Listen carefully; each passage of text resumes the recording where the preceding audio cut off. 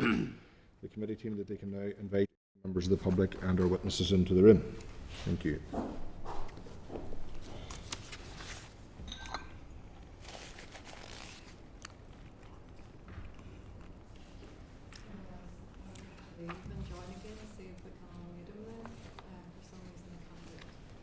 Pardon? I've asked them there.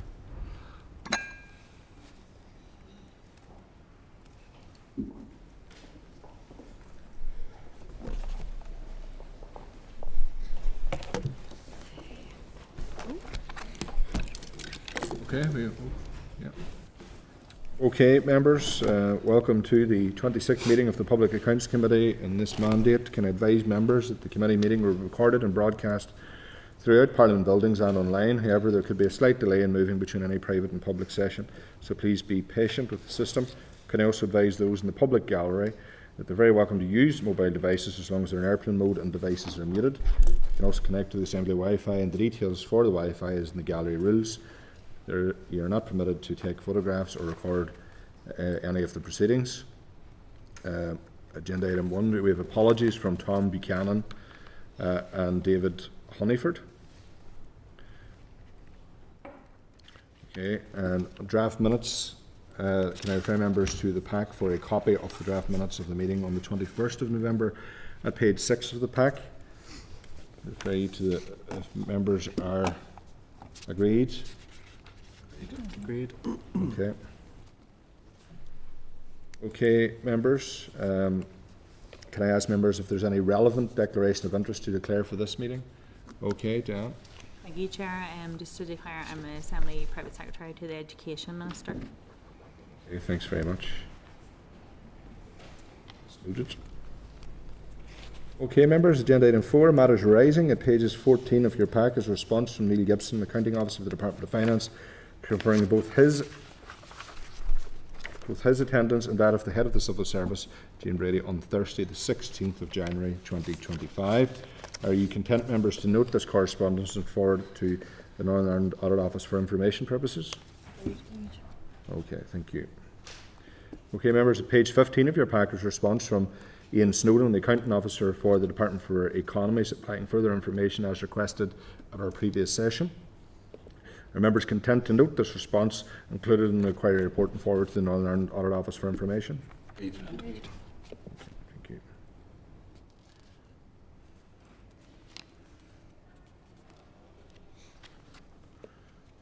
Okay. Members, just under Chair's business, I just want to take this opportunity to thank our committee staff, our clerk and the assistant clerk, Lucia and Kirsten, for their kind assistance last week with our committee session in Malta, which was a fantastic experience and great insight into the workings that's happening there. We've met people from a wide range of PACs, and it was a very worthwhile experience. I'm sure members agreed, but at this point I just want to put on record our appreciation to Lucia and to Kirsten and to Barbara for holding the fort back home. So thanks very much for that. Agenda item 5, correspondence. We are okay, Clerk, isn't that right? Yep. Okay. Agenda item 6, inquiry on developing the skills for Northern Ireland's future, evidence session. I take this opportunity to welcome to the meeting Mr. Ronnie Armour, the Interim Accounting Officer of the Department for Education. Very welcome, Ronnie. Lindsay Farrell, Deputy Secretary, Education Policy and Children's Services, Department of Education. You're very welcome. And Karen McCullough, Director of Qualifications for 14 to 19-year-old Strategy and Youth Work, Department for Education. Again, Karen, you're all very welcome on a very wet Thursday. So thanks very much for being with us. I also want to extend our appreciation and warm welcome to Dorina, Controller Auditor General, and her team from the Northern Audit Office, and Stuart Stevenson and Julie Sewell from the Treasury Officer of Accounts for the Department of Finance. And members, can I refer you to the relevant papers relating to this agenda item, which are pages 21 to 81 of your pack. Ms. Ronnie, you are very welcome, you and your colleagues, to the PAC, and we thank you for taking the time to meet us. We wish you well in your new interim position. And whilst recognising it, we don't go any easier on you, Ronnie, so I can't make any apologies for that. But congratulations on the appointment, and we do wish you well, most sincerely. And you'll be kept right at all times, I'm sure, and on the right path. So we have a number of questions we want to ask you today, and there's around a number of themes: the implementation of the 14 to 19 framework on cross-departmental working, careers, the prioritisation of actions to deliver the framework, and collaboration and duplication, and curriculum and qualifications. So a wide range of areas there. So to make the best use of our time, can you please keep the answers brief and to the point? We like blunt answers, and at some points, if we interject to ask you to get to the point, don't take it personally. It's just we're tight for time, and we like to get the questions underway. So members will be instructed to do that. So with that said, Ronnie, you're very welcome again, and if you want to give us some brief opening remarks. Thank you. Thank you, Chair. First of all, if I can begin by thanking you and the committee for inviting us to engage with you in this subject and for the opportunity to be here today. I've just been appointed Acting Permanent Secretary this week, so I'll be keeping my answers very brief. As I begin to build my knowledge of my new responsibilities, including those that we're discussing today, I'm grateful to be accompanied by my two colleagues, both of whom have been working closely with DFE colleagues to implement the developing a more strategic approach to the 14 to 19 education and training framework, or the 14 to 19 framework as we refer to it. Chair, in the recent session with this committee, our colleagues in the Department for Economy welcomed the NIAO report setting out the importance of the skills agenda for individuals, employers and the economy. We share that view. The Audit Office report notes that while DFE lead on skills policy, the effective development of skills is dependent on a collaborative and coherent approach across government and other key stakeholders. One such area where collaboration is required, as you have indicated, centres on the provision of education for the 14 to 19 age group. Chair, when the framework was published in June 2022, I think it's fair to say that it, along with the associated action plan, were received very positively. Since then, as the Audit Office report highlights, we have struggled to adequately resource implementation, and consequently progress in terms of delivery has been more limited than we, or indeed our DFE colleagues, would have liked. Recognising that was an issue, the joint SROs commissioned a Gateway review to help identify the main challenges and to focus on what actions were required to address the difficulties we faced.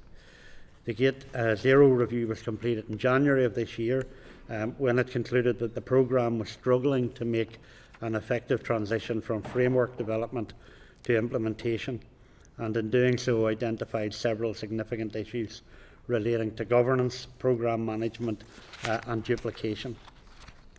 This report provided a focus for urgent improvement, and while there is still work to be done, improvements have been delivered.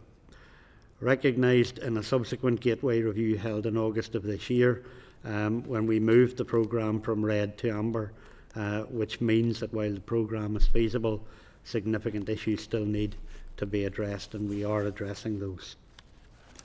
In terms of the actions we've taken following the review, the two departments work closely with wider stakeholder network to devise new governance arrangements which would support the delivery of the work. In addition, in conjunction with our stakeholders, we have agreed to establish new groups to take forward work on careers, curriculum, qualifications and the post-16 provision. These groups are currently working on delivery plans to put to ministers for approval. Looking forward, we plan to establish a cross-departmental ministerial group so Ministers Given and Murphy can meet to discuss the areas of mutual interest and to have direct oversight over the progress being made on delivery plans by the thematic groups.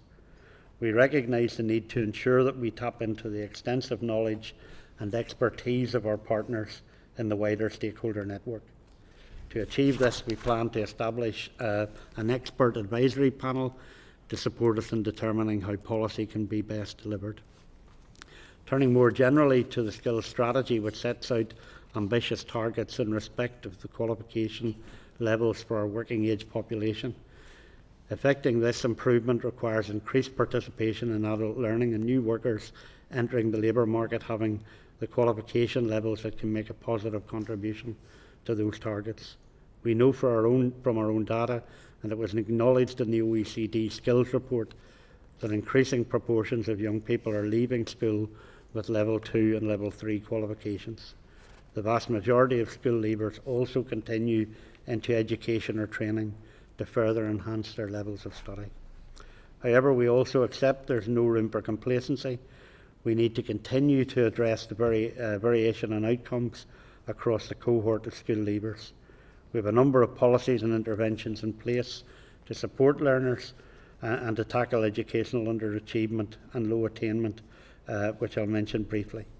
Firstly, in the draft programme for government, the Executive has prioritised better support for children and young people with special educational needs, and the Department is developing a SEN reform agenda and delivery plan that sets out the programme of transformational change required over the next 5 years across both policy and operational delivery landscapes. Secondly, in his recent statement to the Assembly, the Minister outlined his response to the independent review of education. In doing so, he noted that his priority is for a sustained evidence-based approach to improvement of the education system, focused on the core areas of curriculum. That includes assessment, qualifications and school improvement, as well as tackling educational disadvantage. Reform in each of these areas will be underpinned by investment in high-quality professional development of our workforce. In the new year, the Minister will publish a clear and cohesive strategy for education which sets out his details and his plans for educational transformation. Finally, Chair, if I may say something about collaboration. We recognise that a multifaceted challenge as outlined in the Audit Office report on skills strategy cannot be tackled in silos. We need and are working collaboratively with DFE across a range of policy issues. In respect of the skills agenda, this includes engaging with Skills Council and its subgroups and close working in relation to the implementation of the 14 to 19 framework. But as I consider this work, I do not underestimate the challenges we face in the context of limited resources available to us. As Ian Snowden indicated in making his opening remarks to the committee, we all face the challenge of delivering ambitious agendas with finite resources. For my part, I would want to assure the committee that we will work with our DFE colleagues to prioritise the resources needed to achieve the greatest impact. Thank you, Chair. Thank you very much, Ronnie, and thank you for keeping your opening remarks succinct and covering the various areas of interest today. Just one point to pick up from your opening remarks. You've implied that the implementation problems are a result of a lack of resources, which is fair enough. But in the Northern Ireland Audit Office Gateway Review, it's at the bottom of page 26 of the Audit Office report, it says that the problems were numerous. In fact, it said that in January 2024, officials in the Department of Education and DFE commissioned a Gateway Review to help identify the main challenges. These were ineffective governance, unclear objectives, misalignment between the programme and stakeholder objectives, duplication of effort, limited delivery management, no benefits management. So there's quite a wide range of challenges there. So just to raise on that point you've said about specifically focusing on resources, there's other issues here that was clearly pointed out by the Audit Office report. And Chair, I absolutely agree with that. I'm not shying away from the list that the Audit Office highlighted. In fact, I agree with that. I'm simply saying that resource is a context within which we are working, but that's not to take away from the issues that were raised. I think we, as a department, along with DFC colleagues, recognised there was a significant problem here. And that's part of the reason why we instigated the Gateway Review.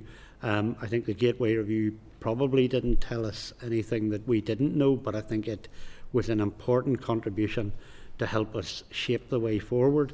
I think we certainly have been working to try and make improvements and get the programme on track, and it is encouraging that it's now at an amber rather than a red status, but that's not to take away from the fact that there is a huge amount of work still to do. So absolutely accept the issues that the Audit Office raised. Resource is a challenge for us in a number of areas at the moment.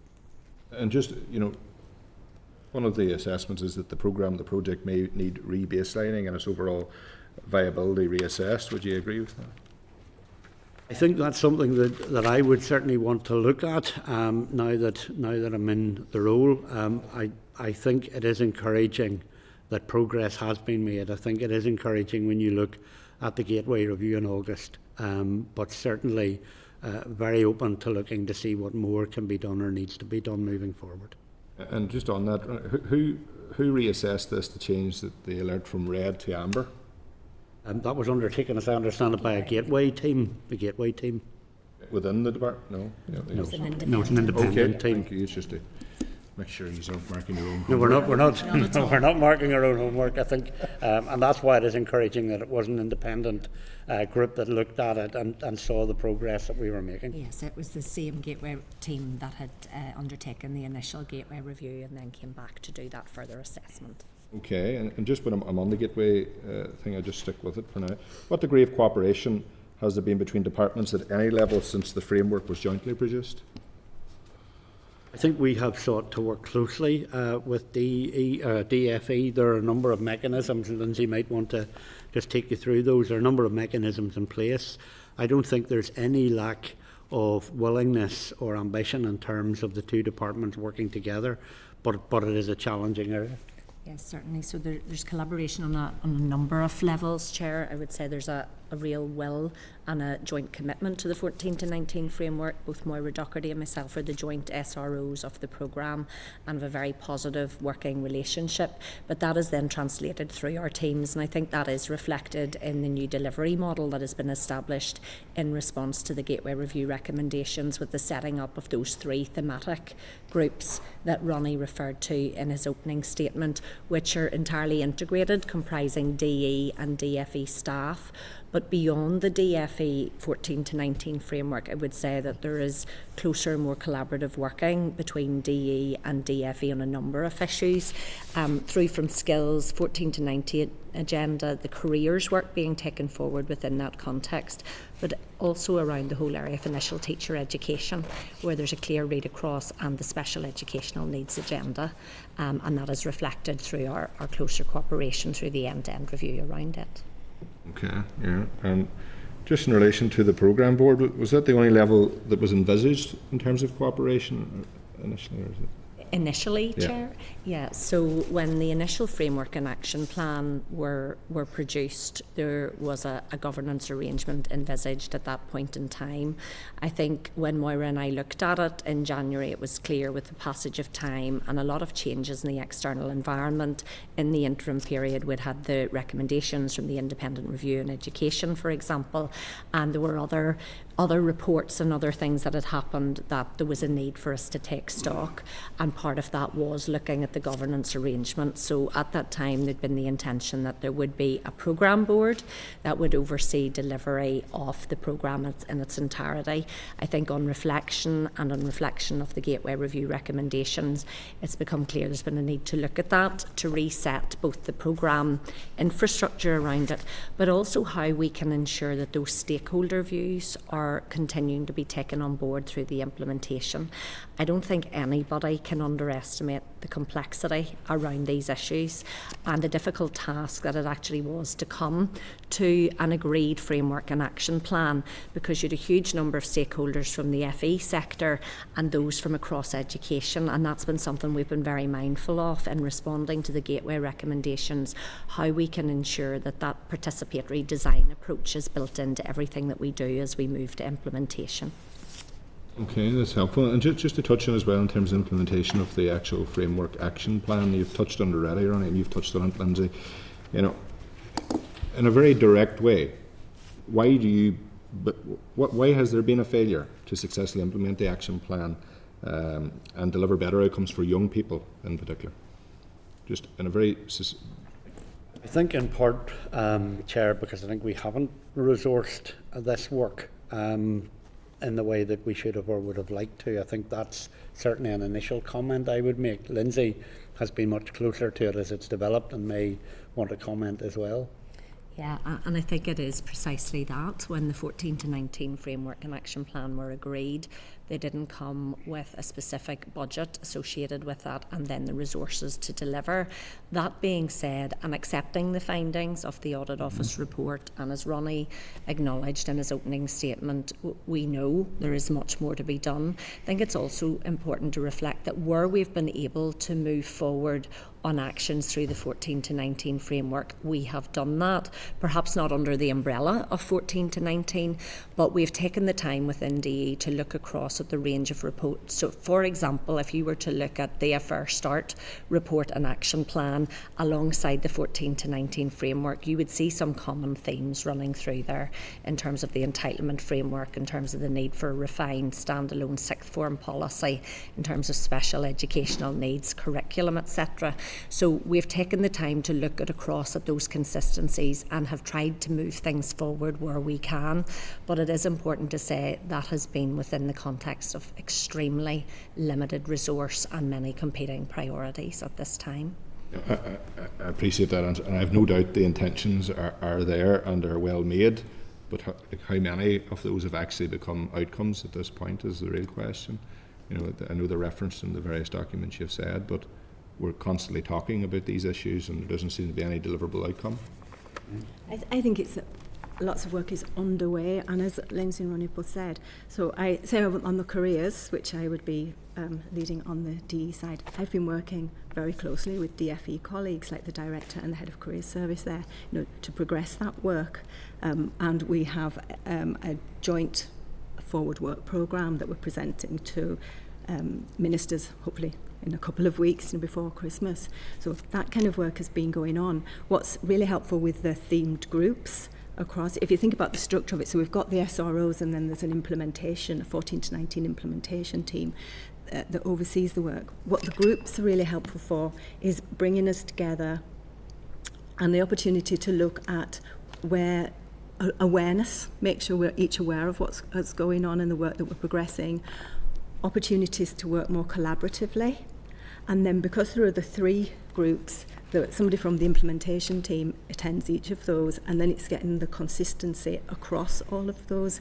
key themed areas. So where they need to look at, make sure that we are, if there are opportunities to want to engage with stakeholders, that we do it in a very effective way, picking up on all of the issues, not doing it all separately in a disjointed way. So I think that's what that's brought to that. I mean, I think an honest answer to your question, Chair, is not as much progress as we would have liked, and not as many outcomes delivered as we would have wanted. Having said that, I think the fact that there is now a work programme that will go to ministers, I think is helpful and is right. And I'll certainly want, along with Lindsay and Karen, to look at the resource issue for this moving forward. And briefly before I move on to Cheryl Brownlee, but you know, I hear with quite a lot of our evidence sessions that work is ongoing, but is there any time frames that actually measure progress here so that we can see if we're moving forward at all, or are we just...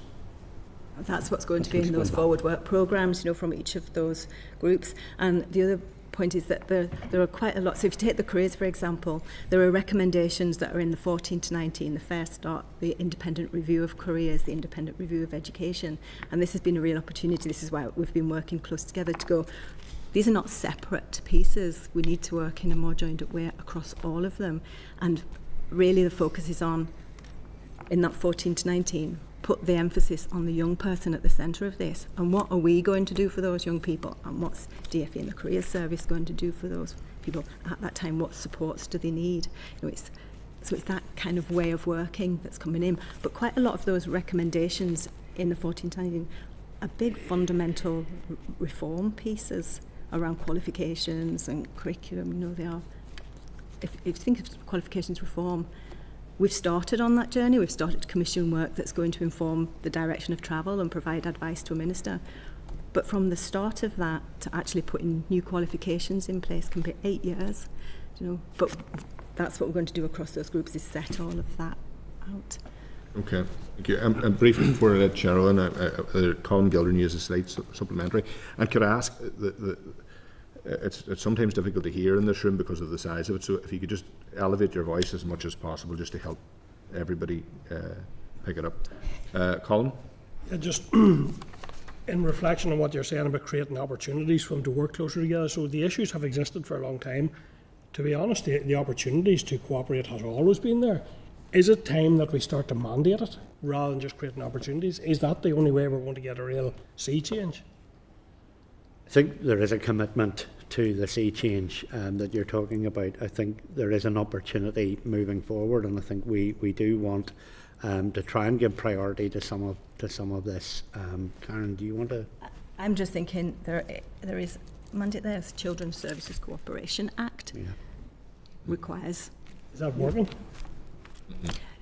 Well, I think the it's early challenge days. is the challenge is always about the funding of these things. That's the biggest. And I think when it comes to these issues around 14 to 19, there are very fundamental differences between the two systems. We're essentially talking here about an ecosystem around 14 to 19 young people and their pathways. The funding models are different. How schools are funded, very different to how further education colleges are funded. The language that's used is very different. We talk about cross-curricular skills.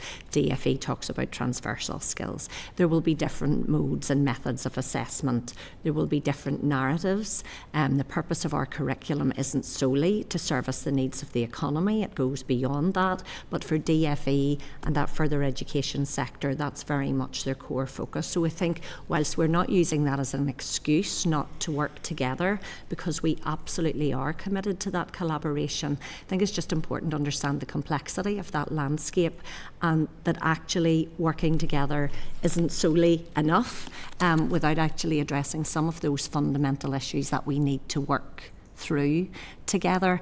And the bit that's more difficult to measure and that we do see is the difference this is making to the quality of the debate and the conversations. So there would have been a time, for example, where I think skills discussions were possibly only held in the realms of economy, when actually it's important that those are being had in education, because that's where the skills pipeline starts. It starts in nursery school. So those conversations are being had now. We're having those together collectively. We are talking much more to business and industry than would have happened previously. But I accept those things are more difficult to measure and probably less visible, but it's certainly what we can point to as a result of having this framework in place. But there is still much more we can do. Excellent. Cheryl Brownlee. Thank you, Chair, and thank you so much for your answers so far. I want to touch on SEND, Special Educational Needs and Disabilities.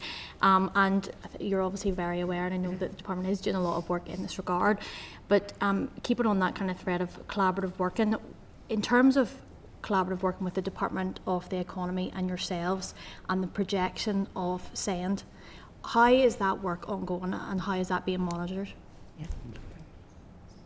Thank you, Cheryl, for the question. And as you'll be aware, we've just completed the end-to-end review of special educational needs, and there's active consideration around the SEND reform agenda and associated delivery plan. One of the work streams within that end-to-end review was specifically around transitions for young people with special educational needs beyond the age of 19. I would say of all of the work streams, that was the most collaborative one that was taken forward. I have to say the collaboration and the support from colleagues in Department for the Economy was second to none. So we held a number of workshops, engagements with parents and with other key stakeholders. Those were all run on a joint basis with DFE colleagues. Separately, they've been using all of that information and that engagement to inform their own thinking around their own resourcing in the department, which I'm sure they've talked about, and their approach to how they're going to deal with that that going forward. We've also been in the development of the SEN reform agenda and the delivery plan, talking to them about potential pilots and potential initiatives that can be taken forward where we can work together. I think we've also been doing a lot of work around the data analysis space, because we're conscious that we have a significant issue in Northern Ireland with economic inactivity. And we know as a cohort, young people with special educational needs deserve and have the right to those appropriate pathways into employment and training. And as a society, we will all benefit from that. So we've been engaging with Department for the Economy, with local government around how we can get much better with our modelling for the future, looking at the numbers coming through our schools, their statementing levels, etc., and what that will mean for the future in terms of economic inactivity. But I can absolutely say that there's true collaborative working on this piece of work with the Department for the Economy. Thank you, Chair, and that is critical to hear, but and particularly that data piece. You know, nothing's going to be a shock in 5-10 years whenever, you know, children or adults at that stage want to go into employment or further education, or indeed support if they can't. And I think it's absolutely critical that that collaboration continues. Has there been any movement that you've seen, or could you provide an example of a best practice that the department has taken forward within this regard? In terms of transition specifically, we haven't taken forward anything yet, but we've certainly built a lot of thinking into developing proposals around the SEN reform agenda, but certainly in visiting a number of special schools. This is an issue, as you would imagine, is really, really important to them. We've met with parents who are obviously very anxious about what happens to their young people when they leave that special school, and many of them have put forward ideas or possible approaches for how that transition could be managed, what those pathways might look like, opportunities for better partnership between special schools and even local government and the voluntary and community sector. So those are all the types of ideas that we've been exploring and will be considered further by the Minister before making any announcement. And just really quickly, have you had any conversations with industries or business for them, obviously, to work with SEND and how that can look moving forward? And is there a specific timeline? I know that you had mentioned just about the SEND reform agenda over the next 5 years, but in terms of those benchmarks, you know, do we know exactly what's going to happen and when? And again, obviously, do parents? Well, certainly that's what we would want to get to, where we have a very clear plan of what will be happening within year 1, year 2, 3, 4 and 5, and actually recognising there may be some issues that are going to take even longer than those 5 years if we're to achieve true transformation. So that's ultimately where we want to get to, and part of the next steps following a decision by the Minister will be a very active concentration on communication and engagement with a whole range of stakeholders, but primarily children and their parents. Thank you. And so I just want to touch on something before I let Patrick in. You know, you've given a very good analysis of the challenges that are faced by SEN children, and I understand it, and we all hear about it every single day of the week. And there's a lot of discussion about ideas. What is actually happening to solve the problem? And that is what will be in the SEN reform agenda and action plan, that the range of issues that will be set out within that around achieving transformation. And that will be covering themes like improving early identification of need and early response to that need. That will be about looking at how we can transform the statementing process. It'll also be looking at pathways, as we've talked about, and the transitions for children and young people in SEN. At a most basic level, it absolutely has to deal with the placements issue. So if we can summarise it, it will be about providing the right support at the right time, in the right place, from the right people. So there will be a big piece in it around building the confidence and capability of the workforce, because what is clear is that the needs and the complexity of those needs across our system are something that our teachers and our school leaders are saying they're struggling with, and that they haven't been met with the requisite support to help meet those needs. So those will be the themes and the areas for action within that. And again, just an important question, because transition in this place is slow, snail pace in fact. and the consequences are profound on those who are directly affected. So what's the time frame? Well, the SEN reform agenda and action plan are currently with the Minister, and he has made it clear publicly he wants to say something very soon around the direction of travel around that. It is important to say that to achieve full transformation will require additional investment in education. Now, that is not to say that we stand still and we do nothing, because we also need to look at how we're configuring the investment that we currently have in our system to support children and young people with special educational needs. But certainly the Minister will be saying something soon around the plan, and that will be clear and it will be specific about what will be delivered. How long has that been with the Minister? Not long. Okay. The end-to-end review has only just concluded, and the Minister has placed a significant priority on bringing that to a conclusion.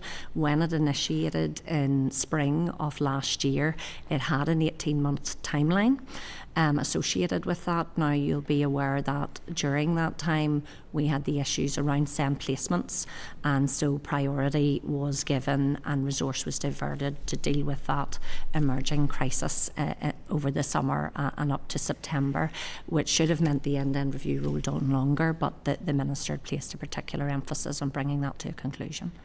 And we are meeting, officials are meeting the Minister next week to talk about the paper that Lindsay referred to.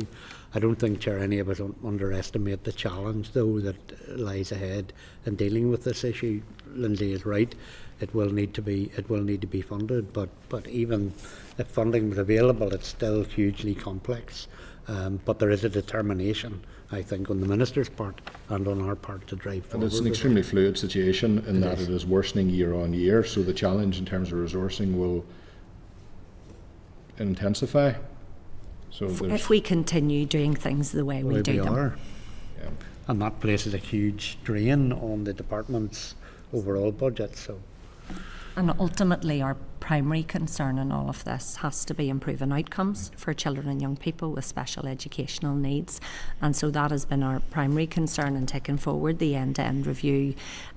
What are those outcomes currently, and how can we improve those? And how do we improve the collaborative working across departments? And how do we improve the data insights that we can gather from the information that collectively we have across the system? And just on briefly before I come to Padraig, just briefly on the data insights, does the school IT system have a facility to share data between further education and higher education? If not, has the facility been built into any planned IT refresh? Into the planned, not Yeah, I any know planned, the planned there IT is refresh? facilities to share between schools. I'm not sure about what the arrangements are between schools and FE. Can certainly explore My that. instinct is there are not those facilities, Chair, GDPR but we would need to come back to the committee on that once we've checked. I think it's obvious that there needs to be. That's probably the best response to that, but that's fine. I've taken more time than I should have. Padraig Dargy. Padraig's joined us remotely. Yeah. Chair, just checking you can hear me okay? Yes. Yes, we can, yeah. Okay, well, firstly, look, obviously, it's some technical issues at the start, so just in terms of declaration of interest, I'm our party spokesperson for further and higher education and also a participant on the Scale Up course as well. So, look, thank you for your presentation, your answers so far. I want to touch really on the framework in terms of your area prioritisation and time-bound issues as well. So just firstly, how did you prioritise how did you decide on which areas to prioritise within the framework? In terms of 14 to 19? 14 to 19, framework, sorry. Yeah. So, I mean, as we were discussing earlier, there are 3 groups that are working. So we've got work ongoing on careers, we've got work ongoing on curriculum and qualifications, on the post-16. So, and although most of those would be me within the department, there are different directors within DFE, and we're working alongside. What we did internally was look at the sequencing of what would need to be done within, because there were lots of recommendations in there, but some things have to happen in a particular order in which to do that. So we took a look at that. Then the 2 ministers met to discuss the 14 to 19 framework and prioritise, and the main area when we met with them was the careers. So we've had a focus our focus has been on that. And as I say, the forward work plan's due with the ministers this side of Christmas on doing that. The way that we've worked through it is looking at all of the issues that have been raised through all of those reviews and through feedback from learners and from careers teachers and coordinators, and then looked at what are the common themes across those, and then looked at what we can be doing. So things are already underway on those areas. So, for example, one of the common things that comes out is the value of starting careers-related learning at an earlier stage in careers. That came out from a few places, and we have used Fair Start funding to develop a programme called Primary Futures in primary schools. Another area was around greater consistency in the quality and quantity of careers education, and we have been working with NISCA, that's the Northern Ireland Schools and Colleges Careers Association, to look at, in Preparing for Success, there is a framework that sets out the learning intentions and outcomes for young people. That needs refreshed. We have a workshop set up with them to help us work our way through that, to refresh the framework.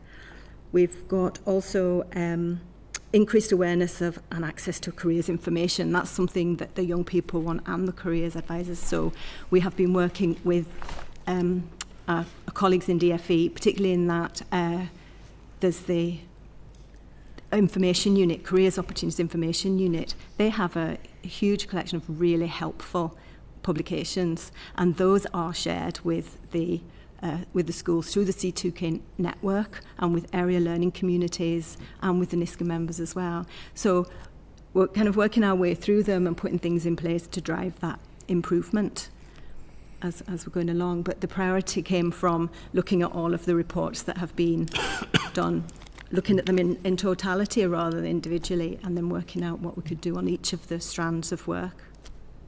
Thank you. And then in terms of the 5 themes or the 5 strands that you chose, do they still stand, or do you think that there needs to be any change?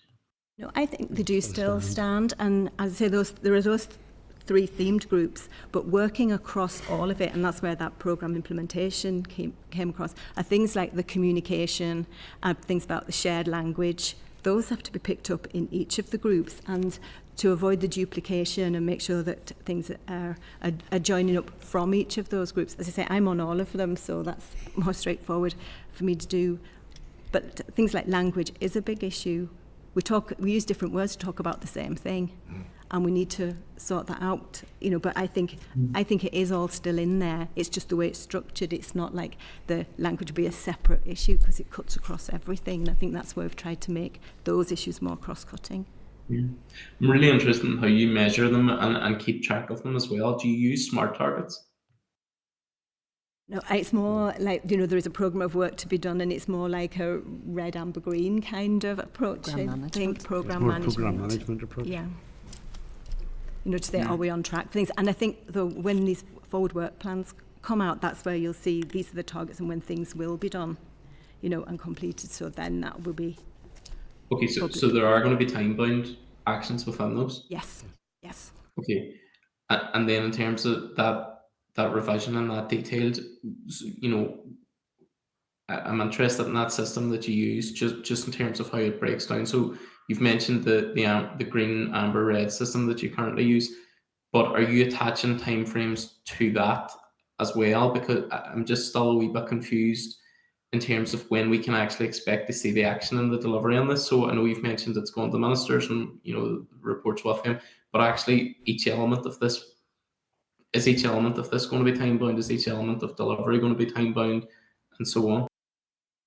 I think that will be part of the role, Padraig, of the new delivery model and the new oversight structure moving forward. So these thematic groups have been tasked with bringing forward those forward work plans.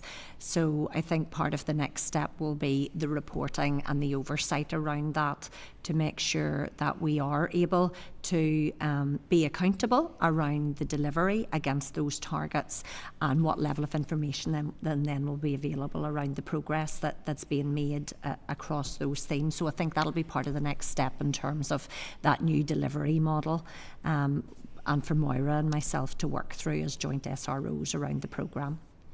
Okay, no, appreciate that, but just to go back to the point, is that going to be time bound then? It's just for Sorry, my own clarity. Entirely clear which part you're referring So- to as being time bound.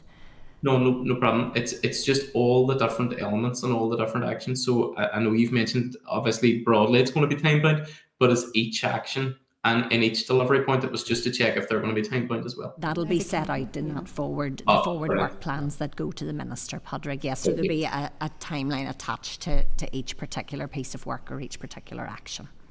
Okay, that's brilliant. Thank you, Chair. I'm going to come back on later. I do have a couple of questions just around school attendance, but I know other members are looking to come on those points. So thank you for your answer so far. Appreciate that. Just indicate as you need input. Yeah. Padraig raises an important point just in relation to smart targets. You know, they're specific, measurable and time-bound. Do you not think that's a better mechanism than the one that's currently in place? Absolutely do, Chair, and that's why we're going to move to that. When will we be moving to that? Well, as Lindsay indicated, the delivery plan is going to the Minister. I think once that's approved, we move forward at that point. Okay. It's much more effective in terms of knowing how to, if they've achieved your, yeah, okay, that's grand. We have Colin Crawford. Yeah. Thanks, Chair, and thanks to the panel for your time this afternoon. Just a question around the most recent joint strategy between the two departments on careers, education and guidance covered the 5 years to 2020. Was there an evaluation of the strategy? And if so, was it found to be successful? And how have lessons been taken forward to inform current provision and priorities? Yes, there was a piece of work done on the last strategy. So that was done, well actually it was done, there's a first piece done by the two departments to look at the actions that were in there and have they been achieved or not. ETI then reviewed that and gave us feedback on it and a list of things that we need to look at, which didn't really differ from the things that have come up from other reports as well. So yes, those are being taken into account when we're developing the forward work programme. Just to follow on that, you know, did the ETA evaluate any part of the joint strategy for careers, education and guidance that ended in 2020? And if so, how did it fare? Well, that's the piece where the two departments prepared a piece looking at all the actions and how it's done. I think that the ETI's evaluation of what they actually see in schools and everything, and what they hear back from learners, aligns with everything else. You get that it is working for the vast majority of learners, but not for everybody.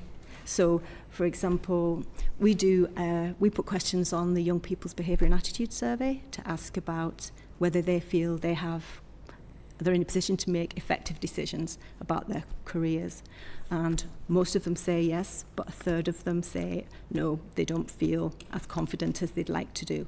The ETI similarly did a survey and they asked the young people, you know, how do they feel about careers, and around a fifth of them said they would like more careers education. So those messages were coming through. You know, our ambition is it works for everybody. We've looked at the best practice and see what does good look like in a careers education offer, careers related offer in schools, and that's what we're aiming for. So what we want to see in there is there's careers education at the core of it, which is that provision that enables the learners to develop their knowledge, understanding and skills to manage their career development. There's also then the need careers information that we've talked about to help inform decisions. They need work-related learning is an important part of that, to experience the world of work, whether that's on work experience or visits or inputs from employers. We need opportunities across the curriculum to develop their employability skills, so that the literacy, numeracy, teamwork, working together, and then the opportunities for, really importantly, independent, impartial careers advice. And that comes through the careers service, and each of the schools has a partnership agreement. And if 1/3 of children said no, young people said no, then that's not a good result, obviously.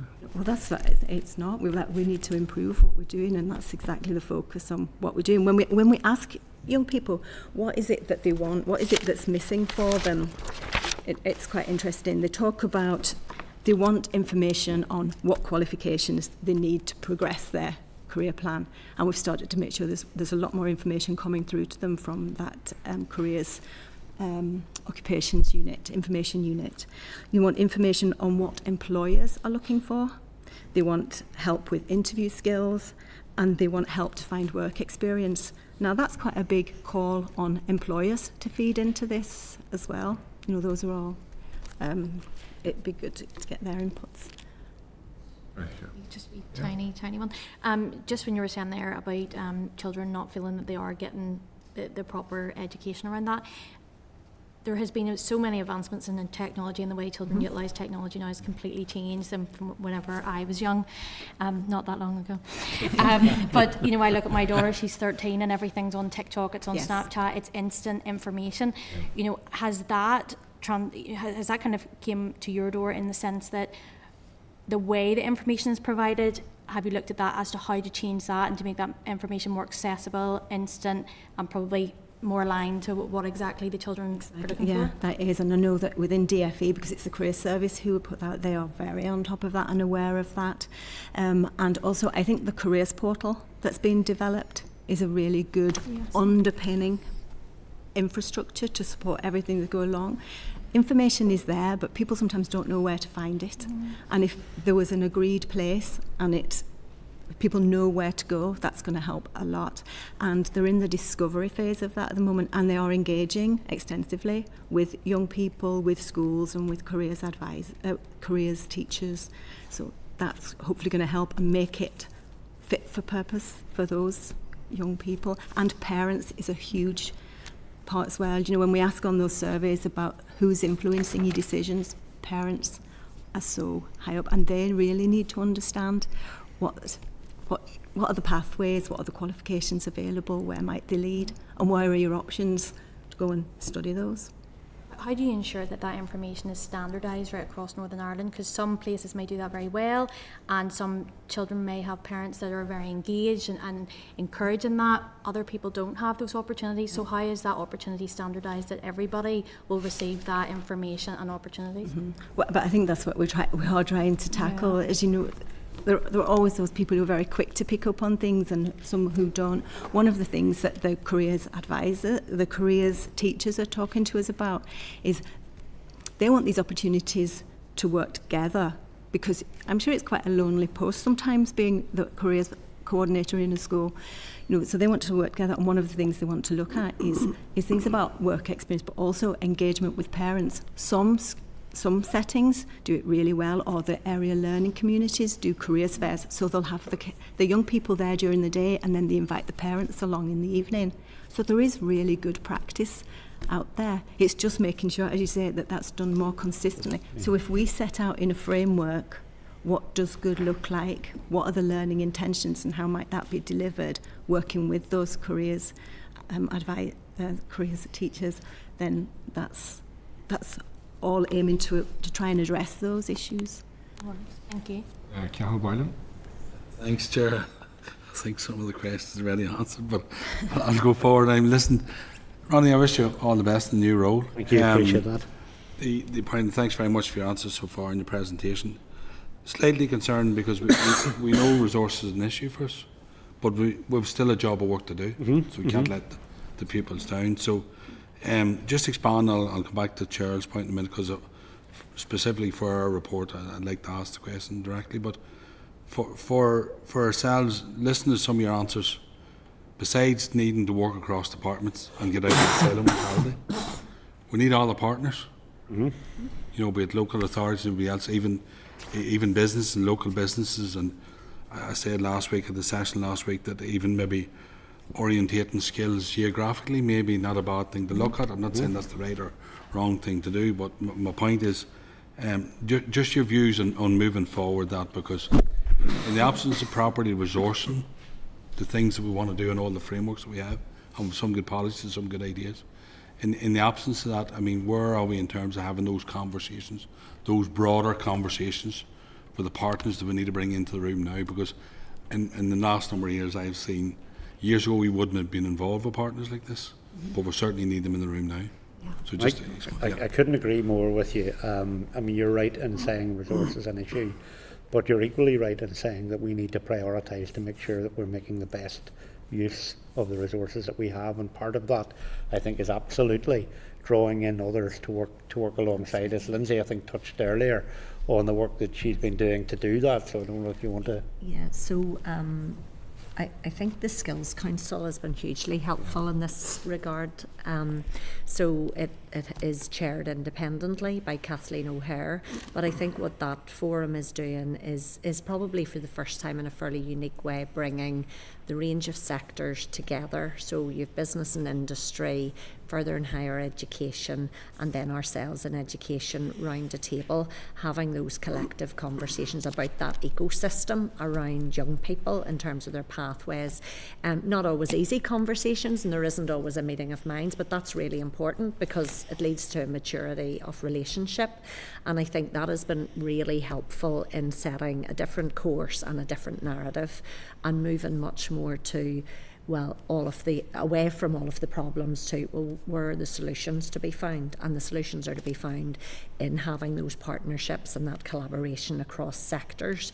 In terms of what DE ourselves have been doing, we have been trying to reach out and build in partnerships with sectors beyond education, obviously with colleagues in DFE, further and higher education. But I think it's important to point to some of the work we've been doing, for example, around the ICT industry and Software and I, in terms of the Digital Skills Action Plan and the setting up of our Digital Skills Oversight Group, recognising there's a very particular issue and a particular skill shortage around that, but the pipeline is actually starting in our primary schools and looking at what needs to be done, and that's where we have commissioned SIA to do some work and bring forward proposals on what are the range of actions that need to be taken. In an example like that, I would say, though, there are very fundamental difficulties, such as teacher shortages. So we just simply cannot compete with the IT industry.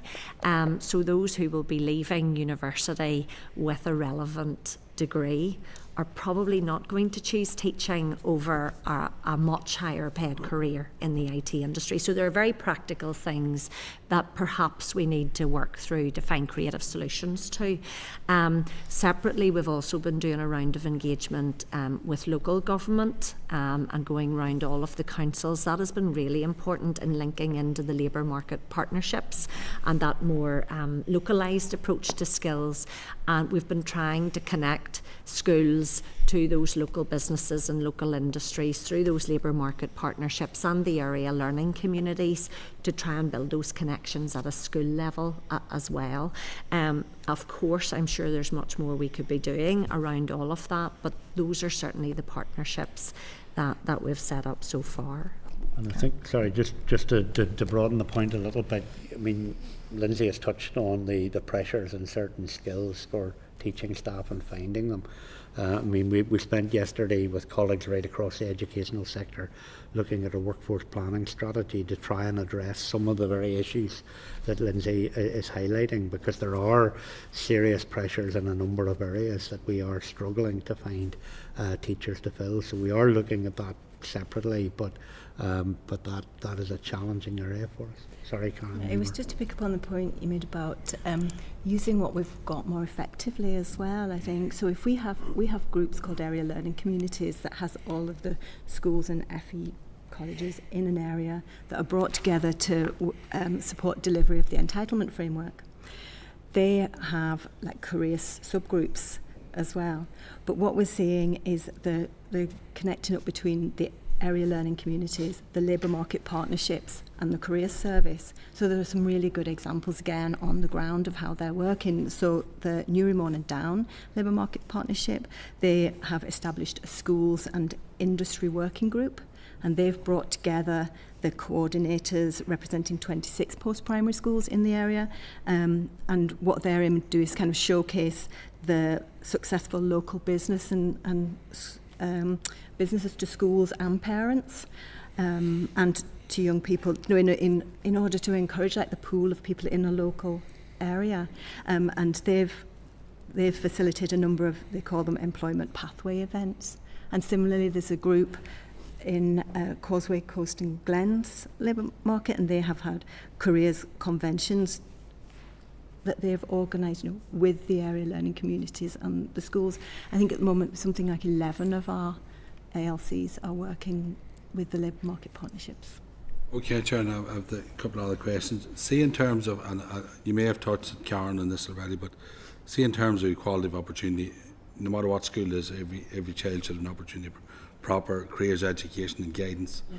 And going along with that, for then the one who's delivering that guidance, how are we ensuring that the person is equipped to deliver it and that they're all getting the proper advice and proper?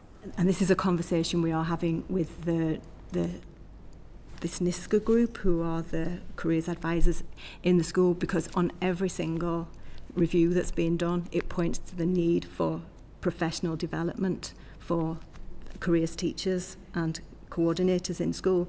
And really interestingly, NISCA did a survey of its members, and 40% of them had only been in post for like 5 years, and half of them had been in post for just 2 years.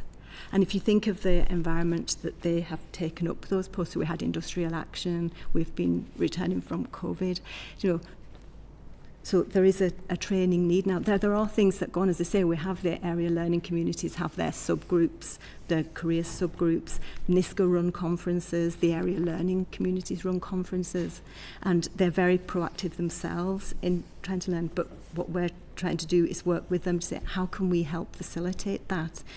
What kind of training should be available? There hasn't been investment specifically in that for a long time. Okay, and I know the Chair had mentioned the ETI. See, in terms of, does the ETI review the provision of careers education and guidance as part of school inspections or as a separate exercise? It can do both, but as part of the, of course, the inspection's been impacted for several years now because of the action short of strike, so there hasn't been the inspection activity, but there have been district inspector visits to places. But as part of the new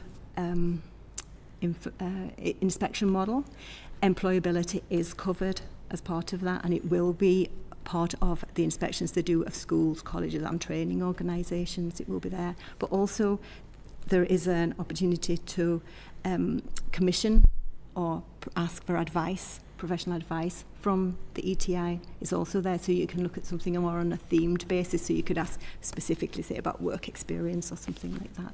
On my final point, Chair, see, in terms of has the ETI found the quality of careers provision to be effective, and where it is found to not be effective, what action is taken? It's been really impacted over the last 7 years by that, but before that, the figures we have from prior to that was that they started from a very low base. I think they were finding a few years ago, maybe 10 years ago, that the provision was about 35% was where you'd want it to be, but when there started to be more of a focus on it, we saw it really improve. And I think that in the last report that did, there was high levels of, they were saying there was good quality provision going on in schools, but as I say, unfortunately we haven't had we have a lot of catching up to do there. Yeah. We're just getting the information. I mean, we need to roll that out. Yeah. And inspectors are now back out in schools. We want that to continue, but yeah, we do have that. Thank you. Lack of evidence. Thanks, Carol. I'll move on because we're tight for time, but there's a number of things that have arisen there. For instance, the specialist shortages. We've known about those emerging for over a decade or more. Particularly unions have pointed to them. In AHT, I remember raising these concerns. Again, we're still talking about them as opposed to dealing with the problem. The need for professional development of careers, teachers, it's been an issue for many, many years, longer than I've been alive. And again, we're still talking about it. So you can see why the work of this committee is so much towards outcome focused now and what has actually been delivered, as opposed to the same we are going to do, we want to do. We want to see what is being done and what time frame is attached to it. So that's why we're being quite direct with some of the questions. And move back to Cheryl now. Thank you, Chair, and sorry I accidentally stole your question, Heather. Mine's a very simple one. It's just in terms of when the careers education actually starts. Do you believe it's early enough, and are children in any way potentially making decisions that could restrict their further educational pathways? So, I mean, the careers advice from the advisors, the career service intervention, or what we do in terms of careers education. Education, yeah. In the education. So, employability comes into the curriculum as a statutory part of the curriculum at Key Stage 3 and 4, but there are opportunities in the primary school for the personal development side of it where that does happen, and you probably, where speakers will go into school, employees, different tradespeople will go into school and give talks. So no, I think it should start then. All of the research and international best practice is saying it should start then. And as I say, we have used some money from Fair Start to introduce this Primary Futures piece, which is a fascinating piece of research and an approach. So they start off by asking young people, it starts with P5 and P7, to draw what career they want to follow, and then they ask them questions about it, to ask, to see why that, how do you know about that, where do you get your information from. And there are it is really interesting what's coming out of that. I mean, we were looking at there's going to be a launch of it at the end of the report that's been done at the end of January. But what we've seen is, and there are some great pictures that they've drawn as well as part of it, but what we've seen, there is at that age, and I know they're still quite young, but there's a significant misalignment between the jobs that the children are aspiring to and the economic forecasts. So what we found, for example, 35% of children, these young children, were aspiring to culture, media and sport occupations, but only 1% of projected new jobs are in that area. So we've got that misalignment. And one of the findings as well is that their aspirations only cover 31% of current employment opportunities. So I think it shows the real importance of getting employers in and involved earlier to broaden people's understanding of what's available to them, so they look wider.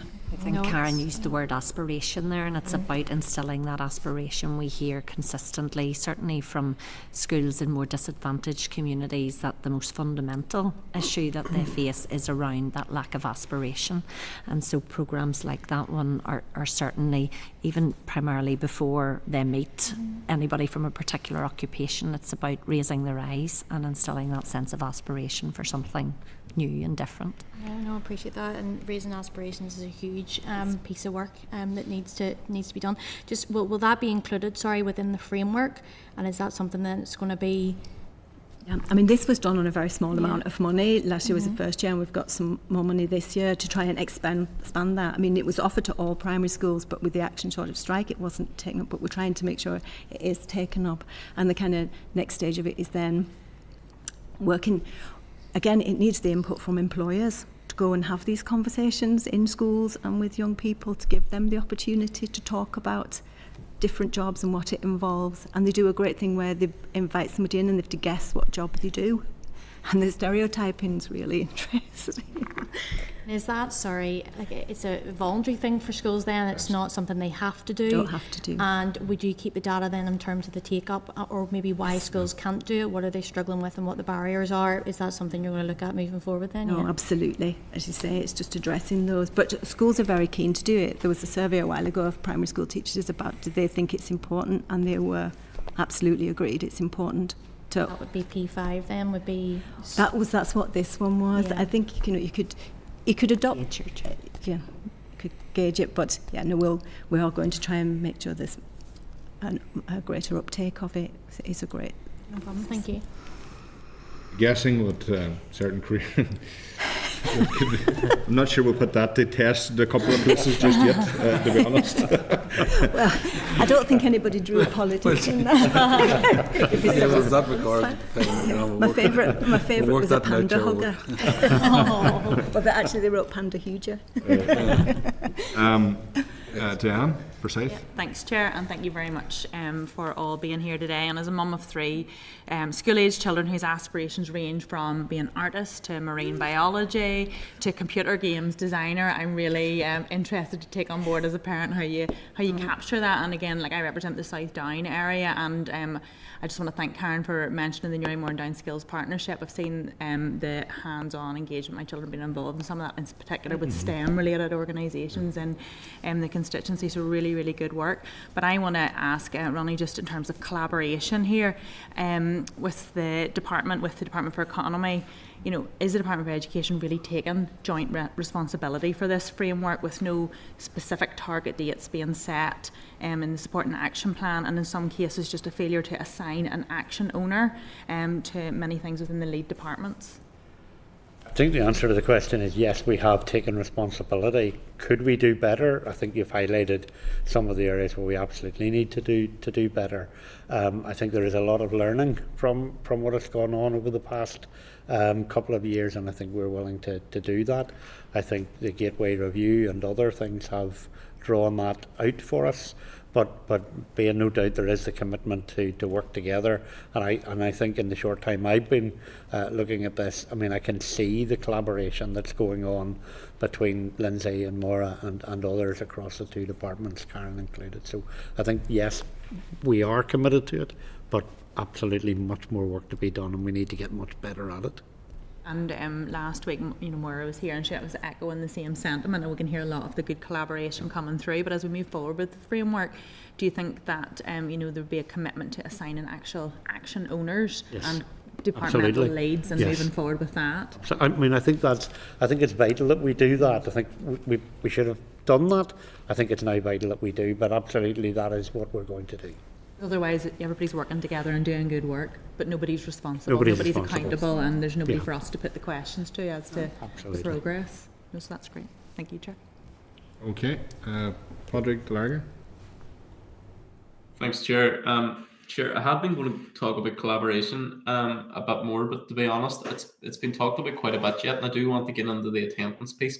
I should declare an interest as a former primary school teacher on the next question as well. So one of the things which I would have noticed, and I'm glad you're kind of talking about, the fact that these skills and I suppose that career progression begins so early on, and those skills begin so early. But one of the things which I would always have noticed is that no matter what school you're in, the attendance overall now is getting worse and worse year on year.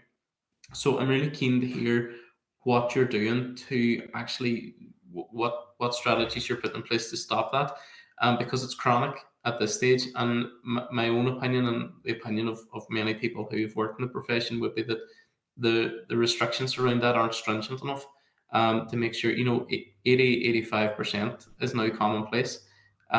So obviously there's going to be skills gaps if children are missing so much school due to a range of factors, so it's to see what you're doing to try and support young people to develop those skills and actually to tackle those circumstances. Thank you, Padraig, for your question. And you're right, school attendance is a significant issue of concern, and a growing one, and one that isn't unique to Northern Ireland. Certainly when the Four Nations, when we get together with our colleagues across the Four Nations and with the Republic of Ireland, it is certainly a common theme, and there's no doubt that the pandemic is continuing to cast its long shadow in terms of school attendance and a breakdown in that social contract, I think, between parents and schools, and a difference in attitude towards school as being somewhere that you must attend. And so I don't think there's any one action that is going to solve this, and the Minister's very conscious of this. So there's work ongoing within the department around a revised attendance strategy. And it's taking that step back and looking holistically at the range of factors that we believe are going to make an impact on school attendance. And that's based on our engagement across the system with a lot of schools and our observation of where there's really good practice. And where we've seen a lot of the best practice is is actually in those schools that aren't overtly going out saying this is an attendance intervention. It's those schools that are bringing a very holistic approach to the well-being and the learning of the children in their care. So it's about supporting their well-being, removing those barriers that might prevent them from getting to school, staying in school, but then importantly making sure that when they're in school they're benefiting from that really high quality educational experience through an engaging, modern, relevant curriculum. And so work is ongoing around that school attendance strategy. We've also been doing a lot more activity around the messaging around school attendance, just that public messaging, reminding parents of the importance of school attendance. We have noticed there's perhaps a bit of a misunderstanding in the reporting, so people maybe equate a 90% as being a really good thing, you know, because if you got 90% in a test, that's very good, but actually 90% in attendance is actually an issue. So we've been doing some work just around increasing the understanding around that. We also held an attendance summit earlier in the year where we brought the education system together, and indeed partners from outside the education system across health, across business and industry, across policing and justice, to have a broader conversation around the issues around school attendance and how everybody could play a part in that. But there's no doubt, and again from speaking from colleagues from other places, this is a difficult nut to crack, and there is part of it that is just a complete sea change since the pandemic and how we recover that. But I think that's where some of the areas the Minister has set out by way of his key priorities are so key. On the face of it, you may not think there's a relevance, but actually in commissioning a curriculum review, it has been to make sure that what we have is world leading and it's engaging and it's modern and it's relevant.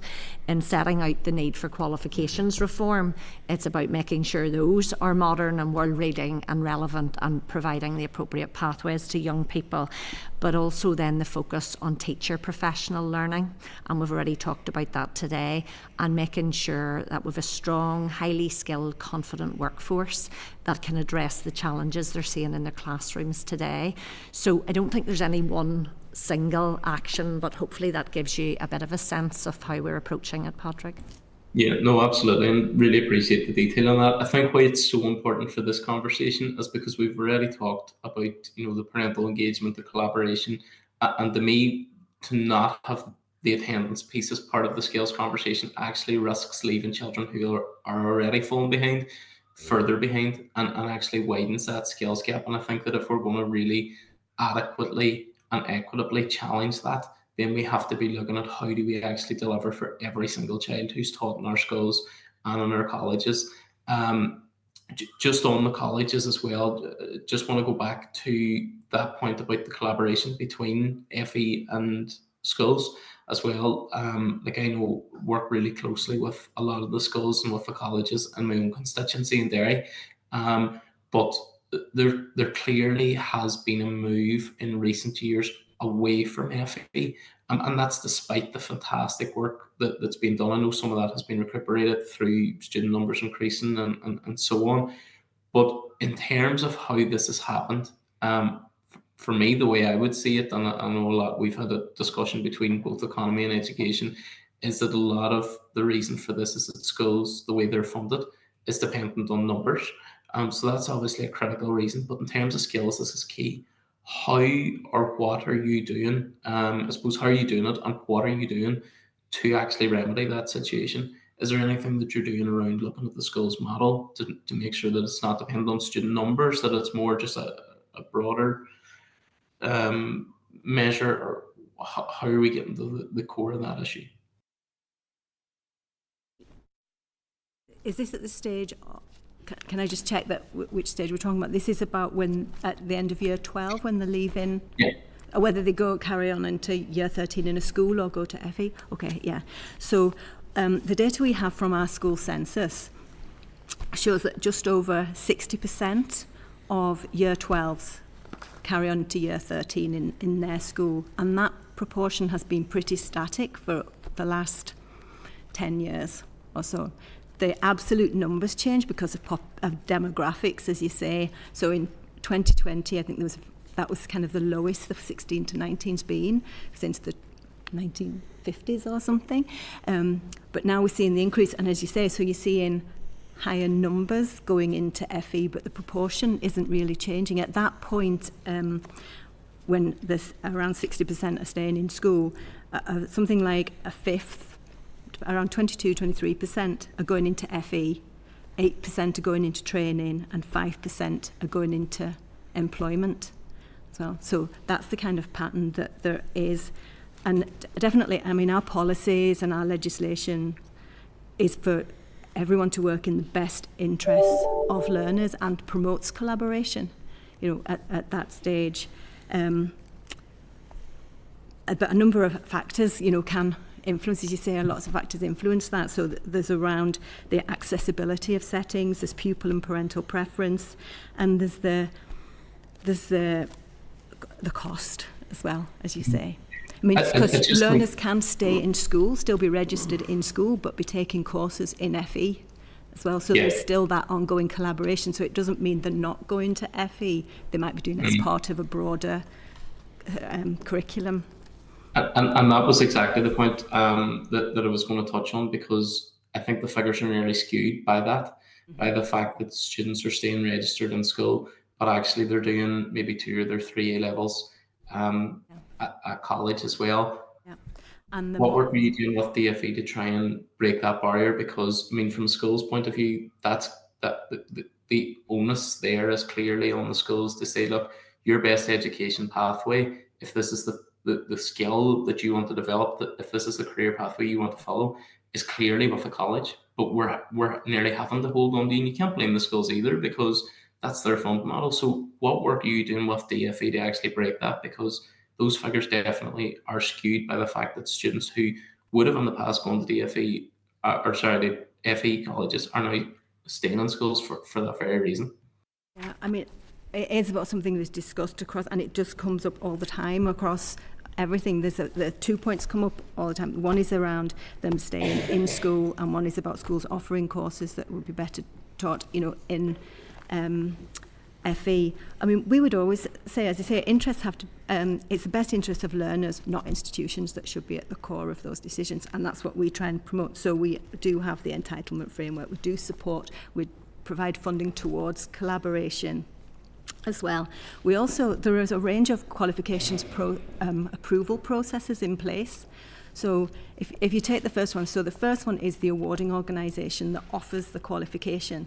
They set the criteria for the skills and resources that need to be available to the learners in centres that are doing this. So they decide this, and we offer an open qualifications market. So they say, is that setting suitable to be a registered provider? That's the first part. The other second is we have legislation that requires qualifications that are being taught in school to be approved by the department. And then if it is, it goes on a file called the NEFQAN file, and then it's available, schools can offer it. But we also have a process about large size qualifications, because our position is that in school you should have a broadly based and balanced curriculum. If you want to do something, if an individual learner, if the school think the best thing for them is to do one of these large size qualifications, so that's something that's larger than 3 GCSEs or larger than 2 A levels, we have a process in place where the school has to apply by exception to offer that course for those learners, because we're wanting to check, has all the due diligence been done? Has there been the discussion with everybody? Is the right place for that learner to be done? So I say, so those are the kind of systems we have in place. And it's not that you just apply and you get it. There are courses that are not approved. They go, no, that isn't the right place for that to happen. And there are some where it's really clear. I mean, if you're doing something that requires specialist equipment, I mean, we've seen it, we've visited the places, you want to be in that centre. Sometimes there's more of a question mark around where it's something that's more classroom based. And then a decision is made, and schools are looking at the timetabling, the cost of that, value for money in terms of what are the outcomes achieved by the learners and how much are we paying for that.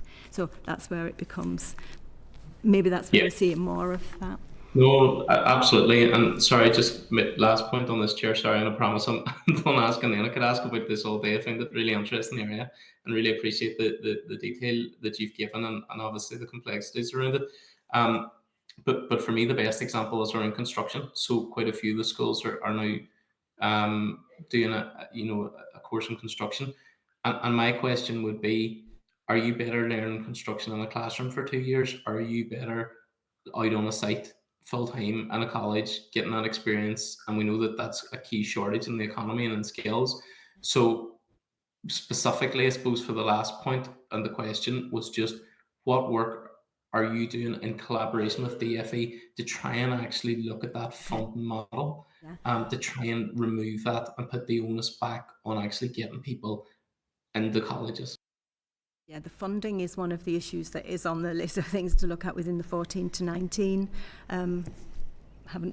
Nothing has been really progressed on that yet. But just to say, just another bit where you're talking about the collaboration, I think this is why it's really important that careers advisors from the Careers Service who provide that impartial and independent advice go in and have the conversations as well in there. No, absolutely. You know, people need to see it and hear it and understand the pathways and where things, and that information then that's coming from that careers occupation unit, their information unit, is really helpful in that as well. They've done, fantastic bulletins about career paths.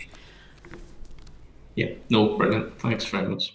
Thank you, Patrick, and thank you. Okay, Dan Forsyth, and then we'll call Colin Gilderney. Okay. Thank you. And spoke a lot of collaboration between education and economy, and just moving on from that to duplication. So obviously, we've mentioned the financial pressures in both the schools and the colleges, and given that both departments know that we have duplication of provision, particularly the post-16, would you, Ronnie, be able to detail if you are able to quantify the impact of this duplication in terms of quality and equity of provision and potential wasted resources? I couldn't quantify that. I don't think we'd be in a position to do that today. I mean, certainly happy to take it away and look at that, but I couldn't, to be honest, quantify it today. I think that would be that was what was reflected within the 14 to 19 framework, and why that action around developing a standalone refined sixth form policy is so important when we get under the skin of what is the extent of that duplication, what is happening in terms of implementation of the entitlement framework. But we wouldn't have that level of analysis at this point, but that's what we would be getting into in developing that policy. Just to say, just on that point, we are starting a review of the entitlement framework to establish the extent to which it's delivered on what it was intended to deliver on, what the challenges have been, what the barriers are to it. So we've got information that we're collecting from, there's an audit, an entitlement framework audit. So we're interrogating that information to see what the patterns have been and what the impacts have been, particularly when funding has reduced, and what the impact has been there, and discussion about what those barriers are. So that's underway. That's great, and it's great to hear the commitment to looking at it, because it obviously is, a really, really important area. And I just wanted to ask, as there is such a wide recognition of it and it is developing, coming through, I just wondered, why was this post-16 theme in this framework, including agreeing the offering of the various institutions across schools and colleges, not considered to be a higher priority than other things, like, for example, careers? Discussion that was had. Yeah, I think that discussion really came from a recognition that there was a need to build confidence around the 14 to 19 framework, to build some momentum, because there was a lot of work already underway around careers by being led by DFE colleagues in terms of the portal.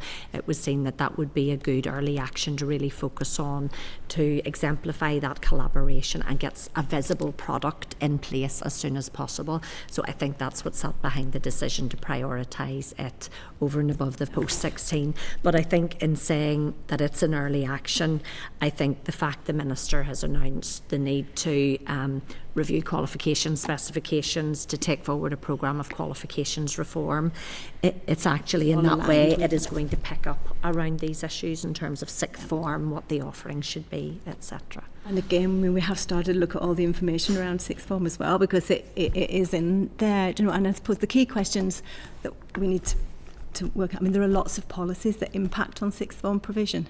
So there's the entitlement frame, there's admissions, there's funding. There's lots already happening in there that shapes it.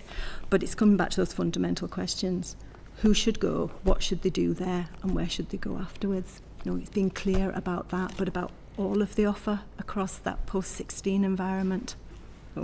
And we have to remember there's parental and pupil choice in there, or preference. No, absolutely, and there's clearly a lot of work going on in this area, and I really, really welcome that. And I think with this particular inquiry, as we're going through it, it's so current and so live. It's not a strategy in the past sense. It's not we're going through it, and I think that it's certainly something as we look into these weeks and months ahead. There's a number of things you've mentioned are coming out really soon, so it'll be really good to be able to reflect a lot of that in our work coming out of this.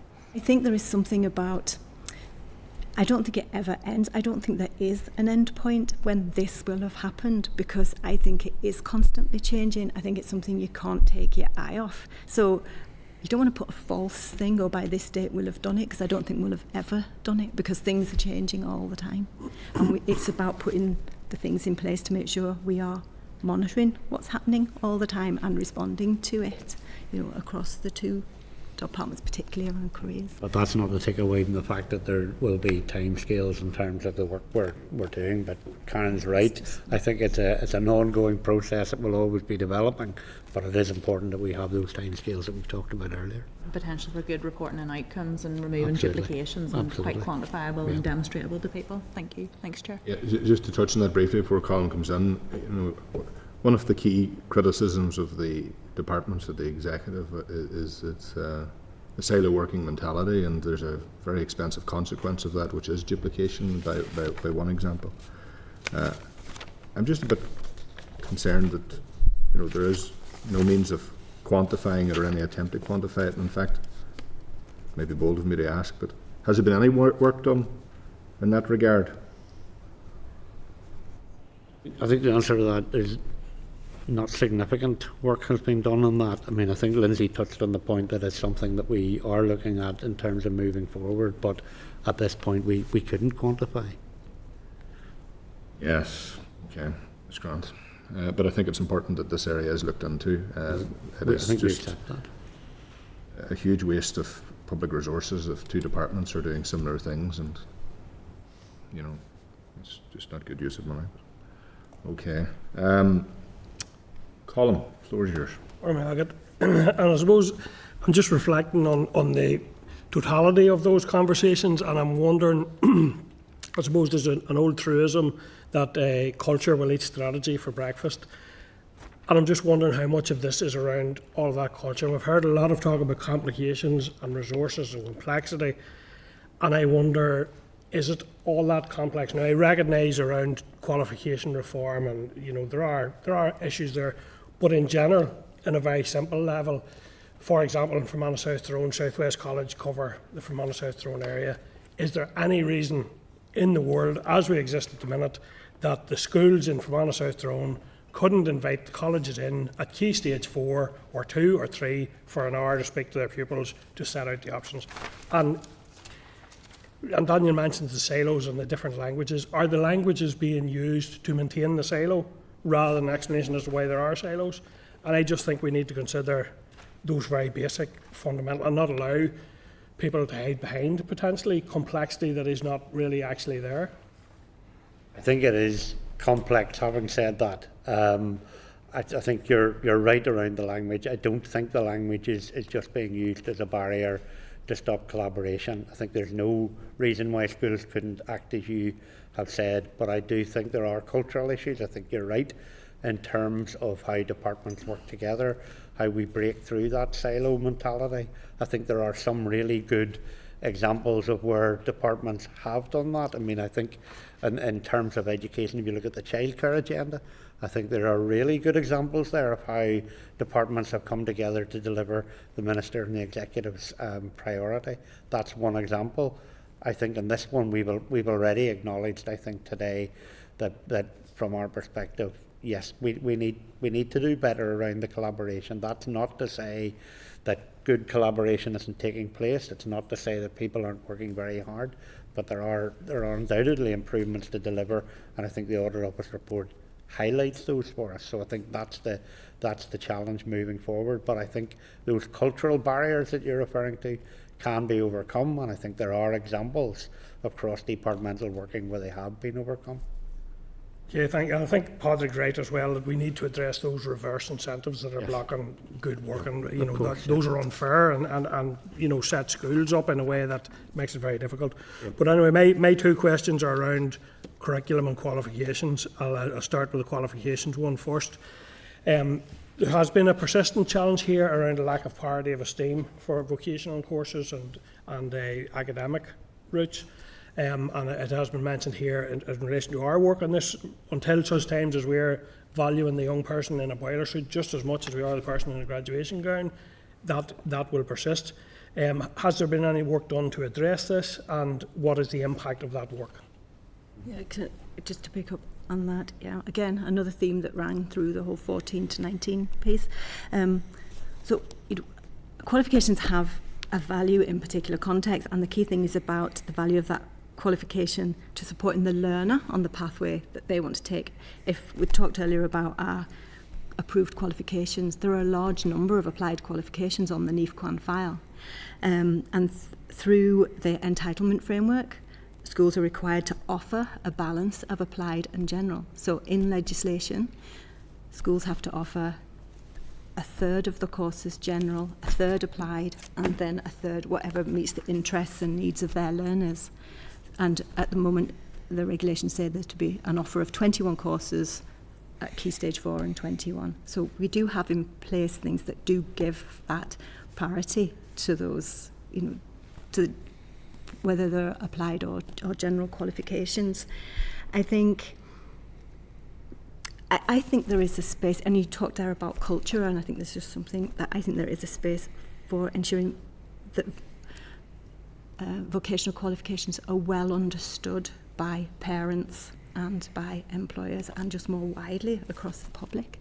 Should we be doing graduation ceremonies of Yes. that for those young people as well, on an equal footing with what we see? I mean, there are lots of things that, and they do, and They do. yeah. Regional colleges They would do. do that type of thing, because I think you're quite right, but this goes way beyond either DFE or DE. I think there's a societal issue around the parity of esteem and the understanding, as Karen says, around what a vocational pathway looks like and what it means. And that's not shying away from the need for us to work on that, and just saying I think that is a collective societal thing we do have to grapple with.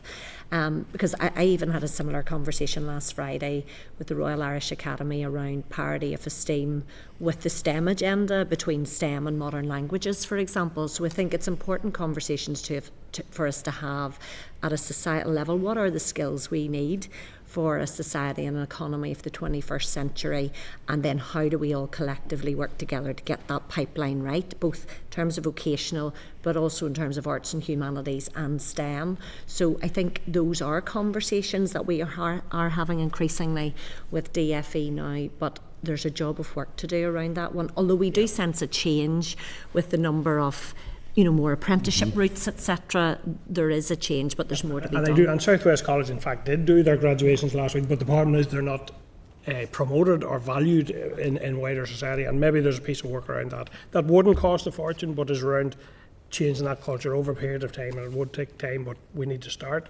It's about that value piece, I think, is absolutely right, and how we foster that.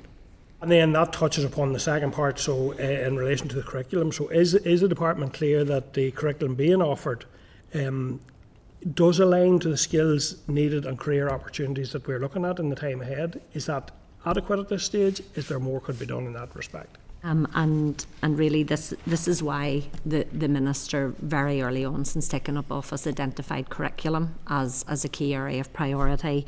You'll be aware that he recently announced the commencement of a review of our curriculum and commissioned Lucy Crehan, the author of Cleverlands, to take forward that piece of work, which will be a very short time-bound piece of work to be completed before Easter. and that will be very much looking at our curriculum through the lens of making sure our children are equipped with the right knowledge, building the right knowledge in the right way and in the right sequence to then have the appropriate skills to take into life as an individual, a contributor to the economy and to society. And can you give me so the framework was published in 2020, can you give me an example of something that has changed in that time and what the impact of that has been? Sorry, in particular to curriculum? In relation to curriculum, has anything changed as a result of the framework? Well, as a result of the framework, and actually something that was both in the framework and highlighted in the First Start report was to look at the issues around implementation of the existing curriculum. So there was a sense, both in First Start and other reports like 14 to 19, that what we had in our current curriculum wasn't necessarily being played out in our classrooms, and there were issues around implementation identified. So more recently we had been working with SIA to roll out a curriculum refresh, starting with primary school principals, and those sessions were rolled out. But in that intervening time, the Minister has commissioned a full review of our curriculum. So we have hit pause on that curriculum refresh until we see what Lucy's report will say in relation to the role of knowledge in our existing curriculum. And it's not about knowledge or skills, it's about making sure the right knowledge is clear enough in our curriculum, that our teachers are clear in the knowledge that our children should have, that will then enable them to exhibit and apply those skills. That all choices are available so people can maximise what it is they do or what it is they wish to achieve. Absolutely. And be supported to do that. Yeah. Good measure. Okay, thanks very much, Colin. And has any other members anything further to add? Just a wee point. Okay, Colin. I feel I have to ask this. This is a very, now, you may not want to answer this question, but I mean, it's clear that the schools, whilst they have their own curriculum, they've that autonomy to try and run the schools and be as successful as possible. So let's call it competition. And that's, if we want to have serious conversations, that's one of them we have to have. Because that's part and parcel of what Colin was just after bringing up. You know what I mean? It should be right across the board and offering the best opportunities for all the pupils. And I understand schools have to do what they have to do, but these are part of the conversation as well. Okay, thanks, Chair. Okay, at this point I'll invite the CNAG. Doreen, have you any comments to make? No? All happy? And the TO, Stuart? I'm going to make two comments, Chair, just from a Department of Finance perspective. I think, one, it's an opportunity to raise an issue that the witnesses brought up around the skills challenge. I think, Chair, you picked up on the IT example. And I'm conscious, I do a lot of work with the finance profession. And members will be aware most civil service competitions, recruitment, are very successful and oversubscribed. But we're seeing a significant change in some of the professional and technical areas. And for me in particular, because the finance profession work is so important to the work of this committee, in terms of the production of annual report and accounts, the budgeting work, the projections that feed into projects and strategies, you know, there's an increasing risk there, and we are not able to recruit. Traditionally, you know, 10, 15 years ago, we could recruit accountants. We were very successful, and colleagues in the audit office are seeing this sort of challenge as well, I think, and it's an issue for us moving forward, and we have alternative strategies in place. We've reintroduced a trainee accountant scheme, and we're looking at higher level apprenticeships as well to try to mimic some of the big accountancy firms that are recruiting directly from schools. But I think for us, looking to the future, it's definitely about alignment in secondary education as well. Make sure that people get the skill set and are aware of the opportunities that exist in terms of those career paths, you know. But Chair, we are running with a significant number of vacancies at some of those critical grades at the minute in the civil service. So I think it's an opportunity to flag it up to the committee as well, to reinforce some of the messages earlier from the panel. Thank you, Stuart. We're entirely very conscious of the challenges in recruitment and retention in various sectors, and then we're equally very conscious of the fact that within some it's extremely competitive, almost to the extent they're nearly bidding for the skilled or talented individual that is required. So it's balanced in the wrong. It's too balanced in one sector over the other in some instances, and we're having all sorts. Also, habits have changed. COVID has reconfigured things quite a bit for people in terms of work-life balance and their expectations. So there's major challenges there, and certainly all departments need to look at this in a very serious way. We had this discussion at the Committee for Communities this morning with Colin as chair. So this is something that's affecting all aspects at the present time, and something that needs to be dealt with. But I have no doubt that the expectations of younger people have shifted in terms of the more traditional routes. You know, Cheryl touched on TikTok. Not only have they been influenced by TikTok, they want to be influencers on TikTok, there's all sorts. So there's a real shift in attitudes to that. So it's there's challenges there, yeah, but and we're very cognizant. But is there anything further you would like to add? Are you happy enough? No, I don't think, Chair, there's anything further we will add. Thank you for your time today. Well, again, Ronnie, just to wish you well and to thank you and your colleagues for being with us. Thank you, Lindsay, and thank you, Karen, for being with us today. We do appreciate you enduring those questions for 2 hours and for your answers and for your honesty as well. I have no doubt, as a committee, we're quite satisfied with the responses that we received. So thank you again, and we'll be aiming to publish the report in the new year. So I'm sure you'll look forward to reading it. Look forward to that. Okay, thank you again. Thank you. I want to also thank the Treasury Officer of Accounts and Controller Auditor General for their assistance with this inquiry. It has been hugely appreciated and very, very helpful. And if we require any further oral evidence, we can contact relevant people beyond that. So members, if you're content, we will move into closed session. Senate Chamber. Sound.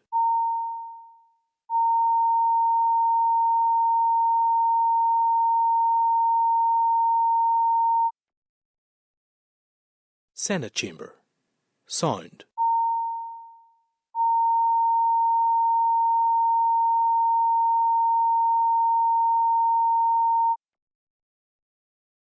Senate Chamber. Sound.